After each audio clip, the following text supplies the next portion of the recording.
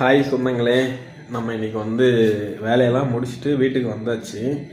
Time இப்போ 9:15 ஆகுது. நம்ம டோட்டலாக இன்றைக்கியோட 3வது நாள் கம்ப்ளீட்டாக முடிச்சிட்டோம். நம்ம எல்லாத்தையுமே இன்றைக்கி 3 நாள். இந்த வாரத்தில் திங்கள், செவ்வாய், புதன். இன்றைக்கி புதன்கிழமை. இதுதான் லாஸ்ட்டு.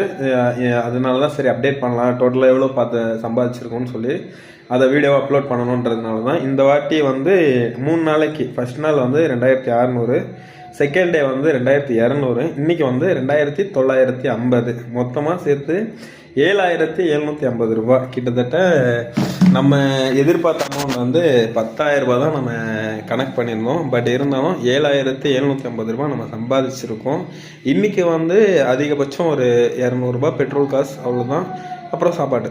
மற்றபடி இன்றைக்கி ஆட்டோ எடுக்கலை, ஏன்னா இன்றைக்கி 2 வீலரில் எல்லாத்தையும் பார்த்தாச்சு. ஸோ நாளைக்கு ஃபுல்லாக ஆட்டோ ஓட்டுறது தான் வேலை. நான் ஆல்ரெடி சாப்பிட்டுட்டேன், ஹோட்டலில் சாப்பிட்டுட்டு நான் வீட்டுக்கு வந்தாச்சு. எல்லோரும் நீங்களும் பார்த்து சேஃபாக இருங்க. ஏன்னா சொந்தம் நேட்டு வாய் வார்த்தையை சொன்னால் மட்டும் பத்தாது, அதுக்கேற்ற மாதிரி அந்த எப்படி சொல்கிறது, அந்த ஒரு பாசம் அன்பும் இருக்கணும். ஸோ உங்களோட பாசம் அன்பு எனக்கு ரொம்ப முக்கியம். அதே மாதிரி ஒவ்வொருத்தரும் வீடியோ பார்க்குறவங்க தயவு செஞ்சு சப்ஸ்கிரைப் பண்ணுங்கள், சப்போர்ட் பண்ணுங்கள். ஏன்னா நீங்கள் கொடுக்குற ஒவ்வொரு சப்போர்ட்டுமே எனக்கு ரொம்ப முக்கியமான ஒன்று.